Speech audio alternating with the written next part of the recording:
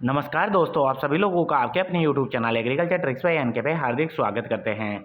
तो जैसा कि आप लोगों को पता ही है कि अपन जो राजस्थान जीके की आर्ट एंड कल्चर और ज्योग्राफी जितने भी इंपॉर्टेंट क्वेश्चन थे, जो कि आपका कक्षा 6 से लेकर 10 तक का समराइज यानी कि अपन बात करें कि जो आपका निष्कर्ष निकलता है उन क्वेश्चनों को अपन शामिल कर रहे थे। उसके साथ ही अपन इस वीडियो के अंतर्गत अपन यही बातें करते हैं कि जो प्रीवियस क्वेश्चन है वो भी किस प्रकार के पूछे जाते हैं। तो चलिए आज का वीडियो स्टार्ट करते हैं। लगभग अपन ने कितने 25 क्वेश्चन सोल्व कर लिए थे पिछले वीडियो के अंतर्गत, तो उसी वीडियो को अपन आज क्या करेंगे, कंटिन्यू करेंगे। अपना लास्ट क्वेश्चन अपन ने गोसुंडी का शिलालेख वाला कर लिया था। चलिए आज के क्वेश्चन यहाँ से स्टार्ट करेंगे। काफ़ी शानदार शानदार क्वेश्चन है, काफ़ी बार पूछे गए क्वेश्चन है।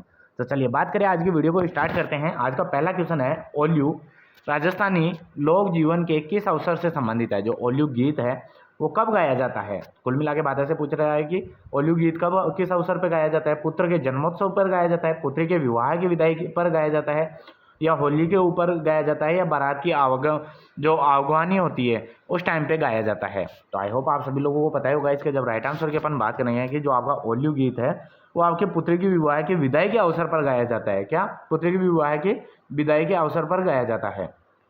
तो ऑप्शन नंबर बी यहाँ से क्या हो जाता है, राइट आंसर हो जाता है। चलिए नेक्स्ट क्वेश्चन की ओर बढ़ते हैं। काफ़ी शानदार शानदार क्वेश्चन है। बात करें हुड्डा सम्मेलन। हुड्डा सम्मेलन किस वर्ष आयोजित किया गया था। काफ़ी शानदार क्वेश्चन और काफ़ी बार पूछा गया है कि हुड्डा सम्मेलन कब आयोजित किया गया था। तो अपन बात करें कि हुड्डा सम्मेलन है वो आपका 1734 ईस्वी में हुआ था, 1740 ईस्वी में, 1804 ईस्वी में, या 1757 ईस्वी के अंतर्गत हुआ था। तो हुड्डा सम्मेलन आपको कमेंट बॉक्स में बताना है किन किन के मध्य हुआ था। ये हुड्डा सम्मेलन के अंतर्गत कौन कौन भागीदारी निभाए थे। इसके जो राइट आंसर की अपन बात करेंगे, जो हुड्डा सम्मेलन हुआ था आपके 1734 में हुआ था, और कहाँ हुआ था ये भी आपको कमेंट बॉक्स के अंतर्गत बताना है। चलिए नेक्स्ट क्वेश्चन की अपन बात करें। नेक्स्ट क्वेश्चन आता है, सीताराम लालस का क्षेत्र रहा है। तो जो आपके सीताराम लालस जी थे वो किस चीज़ से संबंधित थे। आपके पुरातत्व के इतिहास से संबंधित थे, राजस्थानी भाषा व कोश संरचना से संबंधित है, या पत्रकारिता से संबंधित है, या समाज सुधारक थे। तो इसका जब राइट आंसर की अपन बात करेंगे कि जो आपके सीताराम लालस थे इन्होंने राजस्थानी भाषा शब्दकोश की क्या की थी, रचना की थी। क्या की थी, राजस्थानी जो आपके राजस्थानी भाषा शब्दकोश था उसकी क्या की थी, रचना की थी। तो ऑप्शन नंबर बी यहाँ से क्या हो जाता है, राइट आंसर हो जाता है। चलिए नेक्स्ट क्वेश्चन, चार चौमा का शिव मंदिर किस जिले में स्थित है। तो चार चौमा जो शिव मंदिर है वो कहाँ स्थित है, झालावाड़ में है, कोटा में है, बूंदी में है, या टोंक के अंतर्गत स्थित है। तो इसके जब राइट आंसर की अपन बात करेंगे, जो चार चौमा शिव मंदिर है वो आपके कोटा के अंतर्गत स्थित है। कहाँ पे, कोटा में स्थित है। तो ऑप्शन नंबर बी यहाँ से क्या हो जाता है, राइट आंसर हो जाता है। नेक्स्ट क्वेश्चन अपन बात करें, राजस्थान में भेड़ की किस नस्ल को भारतीय मेरिनो कहा जाता है। तो भारतीय मेरिनो किसे कहते हैं, चोकला को कहते हैं, मालपुरा को कहते हैं, पुगल को कहते हैं, या मगरा को कहा जाता है। तो आई होप अपन ने जो पशु परिचर का भाग ब देखा था उसके अंतर्गत मैंने अच्छे से आपको पूरी नस्लें वगैरह और अच्छे से एमसीक्यू के माध्यम से पूरी चीज़ें करवाई थी। तो आपको पता ही होगा कि अगर अपन बात करें कि भारत के अंतर्गत तो जो भारत की मेरिनो कहा जाता है वो किसे कहा जाता है, किस भेड़ की नस्ल को कहा जाता है, वो चोकला को कहा जाता है। और ये शेखावटी, राजस्थान के अंतर्गत शेखावटी क्षेत्र के अंतर्गत पाई जाती है। इसके अलावा इसे और क्या नाम से जाना जाता है, छापर, छापर के नाम से जाना जाता है। काफ़ी भी इंपॉर्टेंट है, ध्यान रखना है इसका विशेष रूप से, छापर के नाम से जानी जाती है। काफ़ी बार पूछा गया क्वेश्चन है। तो ऑप्शन नंबर ए यहाँ से क्या हो जाता है, राइट आंसर हो जाता है। चलिए नेक्स्ट क्वेश्चन की अपन बात करें कि शोभा लाल गुप्ता के द्वारा किस स्थान पर हरिजन एवं भीलों के लिए विकास हेतु एक आश्रम की स्थापना की गई थी। तो वो कहाँ की गई थी आपके शोभा लाल गुप्ता के द्वारा, बांसवाड़ा में, अलवर में, वर्धा में, या सागवाड़ा में स्थापित की गई थी। तो इसका जब राइट आंसर की अपन बात करेंगे कि जो आपका शोभा लाल गुप्ता थे उनके द्वारा जो सागवाड़ा है ना, सागवाड़ा के अंतर्गत जो हरिजन व बिलों के लिए विकास हेतु क्या किया गया था, इन्होंने एक आश्रम की स्थापना की थी। कहाँ पे, सागवाड़ा के अंतर्गत। अब आपको ये भी बताना है वर्धा कहाँ पे है, महाराष्ट्र के अंतर्गत। अगर अपन सागवाड़ा की बात करें, ये कहाँ है आपका, डूंगरपुर के अंतर्गत, डूंगरपुर। इसका विशेष रूप से आपको ध्यान रखना है, डूंगरपुर में है सागवाड़ा। चलिए ऑप्शन नंबर डी यहाँ से क्या हो जाता है, राइट आंसर हो जाता है। चलिए बात करें, अनुप्रस्थ बालुका टीले राजस्थान के किन जिलों में मिलते हैं। बीकानेर गंगानगर में मिलती है, जोधपुर बाड़मेर में मिलते हैं, पाली जालौर पाली में मिलते हैं, या जोधपुर नागौर के अंतर्गत मिलते हैं। तो अनुप्रस्थ, पहले तो आपको ये पता होना चाहिए अनुप्रस्थ बालुका स्तूप कौन से होते हैं, जो आपके समकोणीय स्थिति में रहते हैं। समकोणीय स्थिति ऐसे कि जैसे बालुका स्तूप बनेंगे ना तो ऐसे समकोण के ऊपर बनेंगे, है ना। तो इसका विशेष रूप से आपको ध्यान रखना है। अब ये मिलते कहाँ पर है, यानी कि सर्वाधिक कहाँ पर मिलते हैं या कहाँ बनते हैं।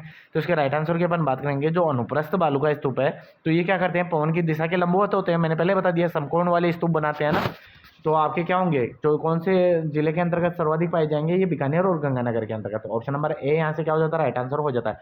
लेकिन ज़्यादातर ये पूछा जाता है कि जो पवन की दिशा के लंबवत बनने वाले बालू का स्तूप है उसे अपन क्या कहते हैं, तो उन्हें जो आपका अनुप्रस्थ बालू का स्तूप है वो कहा जाता है। तो इनका इस रूप से भी आपको ध्यान रखना है। तो ऑप्शन नंबर ए यहाँ से क्या हो जाता है, राइट आंसर हो जाता है।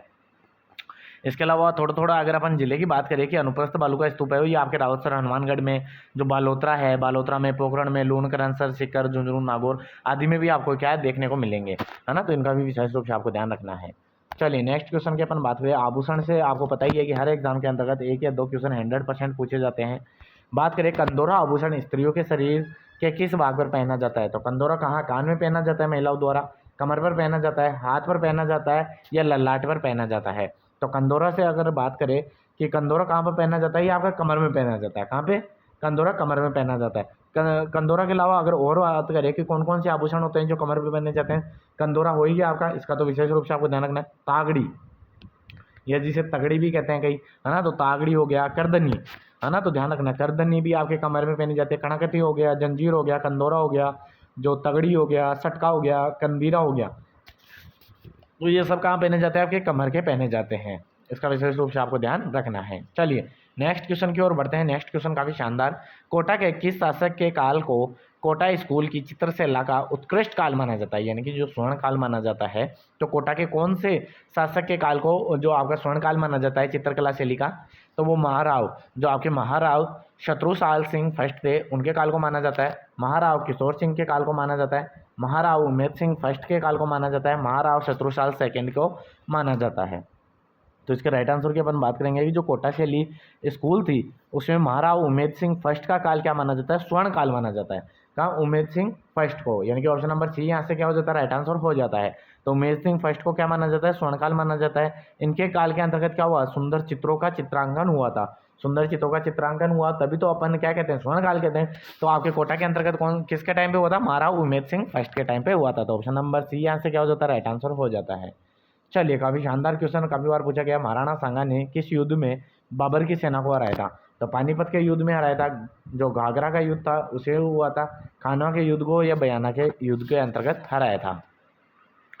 चलिए अपन बात करें इसके राइट आंसर की कि आपके जो आपके महाराणा सांगा थे ये कहाँ के थे, मेवाड़ के शासक थे। कहाँ के थे, मेवाड़ के शासक थे।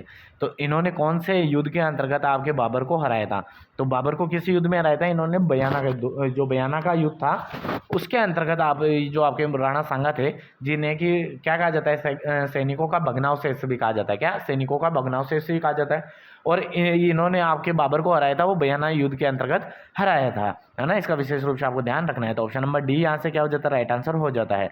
अगर अपन बात करें कि ये युद्ध कब हुआ था, तो काफ़ी इंपॉर्टेंट डेट है, काफ़ी बार पूछी जाती है। तो 16 फरवरी आपकी 1527 के अंतर्गत इन्होंने ये युद्ध किया था। तो ऑप्शन नंबर डी यहाँ से क्या होता है, काफ़ी खूबसूरत आंसर निकल के आता है। चलिए नेक्स्ट क्वेश्चन की अपन बात करें। राजस्थान में निम्न में से कौन सा उर्वरक खनिज है, तो राजस्थान में कौन सा उर्वरक खनिज है, जिप्सम है, रॉक फॉस्फेट है, पायराइट है या उपरोक्त सभी है। तो उर्वरक खनिज की जब बात की जाएगी तो आपको राइट आंसर की अपन बात करें कि इनमें से निम्न में से कौन कौन से उर्वरक खनिज हैं, तो आपको पता ही होगा कि जिप्सम भी क्या है, उर्वरक के रूप में यूज़ किया जाता है, रॉक फॉस्फेट किया जाता है, पायराइट्स का भी किया जाता है, उपरोक्त से भी क्या हो जाएगा, right answer option number D यहाँ से क्या हो जाता है, राइट आंसर हो जाता है। अगर अम्लीय भूमियों को सुधारना होता है उसके लिए अपन क्या करते हैं, रॉक फॉस्फेट का यूज़ करते हैं। इसके अलावा अपन बात करें जिप्सम का कभी यूज़ करते हैं, जो क्षारीय मृदाओं को सुधारने के लिए, क्षारीय मृदाओं को सुधारने के लिए अपन किसका यूज़ करते हैं, जिप्सम का यूज़ किया जाता है। और पायराइट्स का भी आपके उर्वरक के रूप में यूज़ किया जाता है, उर्वरक खनिज के अंतर्गत ही आता है पायराइट्स भी। तो ऑप्शन नंबर डी यहाँ से क्या हो जाता है, खूबसूरत आंसर निकल के आता है। नेक्स्ट क्वेश्चन अपन बात करें। राजस्थान लोक सेवा गारंटी अधिनियम 2011 के उद्देश्य हैं, तो क्या उद्देश्य था, पारदर्शिता लाना था, शिकायत निवारण तंत्र उपलब्ध करवाना था, या सेवा प्राप्ति का अधिकार देना था, या उपरोक्त सभी। तो इसके जब राइट आंसर की अपन बात करेंगे कि जो आपके जो लोक सेवा गारंटी अधिनियम 2011 के अंतर्गत आया था उसका उद्देश्य या ऑब्जेक्ट था वो था पारदर्शिता लाना, किसी भी कोई शिकायत है उसका निवारण तंत्र उपलब्ध करवाना और सेवा प्राप्ति का अधिकार देना। तो ऑप्शन नंबर डी यहाँ से क्या हो जाता है, राइट आंसर हो जाता है कि ये सभी आपके क्या थे, इनके ऑब्जेक्ट थे या उद्देश्य थे। नेक्स्ट क्वेश्चन की अपन बात करें कि राजस्थान को नर्मदा नदी का कितना हिस्सा प्राप्त होता है, तो नर्मदा नदी का कितना हिस्सा प्राप्त होता है राजस्थान को, 1.90 MAF होता है, 8.60 MAF होता है, 9.10 MAF होता है, या 0.50 MAF होता है।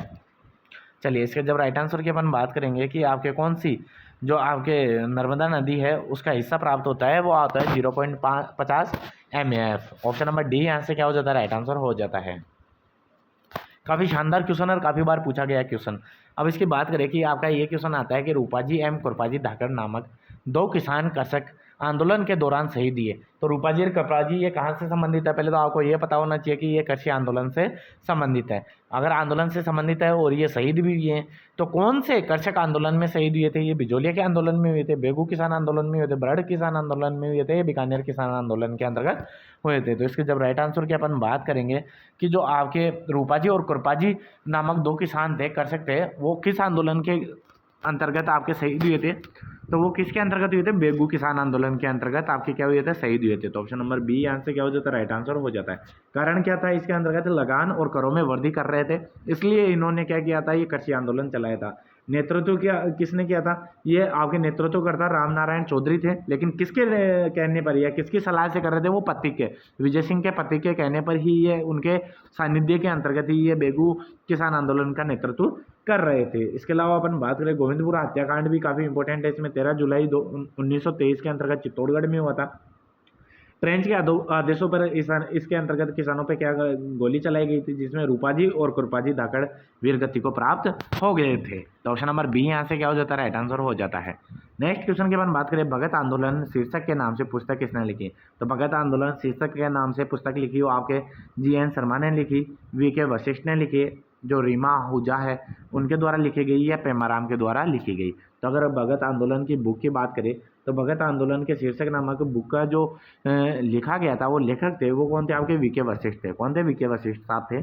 ऑप्शन नंबर बी यहाँ से क्या हो जाता है, खूबसूरत आंसर हो जाता है। तो आई होप आज के वीडियो के सेशन के अंतर्गत इतने ही क्वेश्चन रहेंगे। नेक्स्ट वीडियो के अंतर्गत मैं कोशिश करूँगा और ज़्यादा क्वेश्चन लेके आएँ। अगर वीडियो पसंद आए ज़्यादा से ज़्यादा लाइक करें, शेयर करें और कमेंट करके बताएं कि वीडियो कैसा लगा। थैंक यू फ्रेंड्स, मिलते हैं नेक्स्ट वीडियो में नेक्स्ट अपडेट के साथ।